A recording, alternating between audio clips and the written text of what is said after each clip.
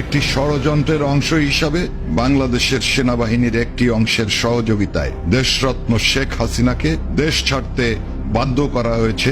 শেখ হাসিনার অপরাধ কোথায়? আমার প্রশ্ন, জাতির কাছে প্রশ্ন, কি অপরাধ আমাদের? পোলটি নিলেন রাষ্ট্রপতি শাহাবুদ্দিন। প্রিয় দর্শক, বিস্তারিত জানতে আমাদের সাথেই থাকুন।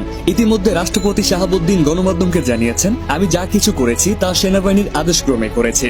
দেশের এই অস্থিতিশীল অবস্থা মোটেও কাম্য নয়।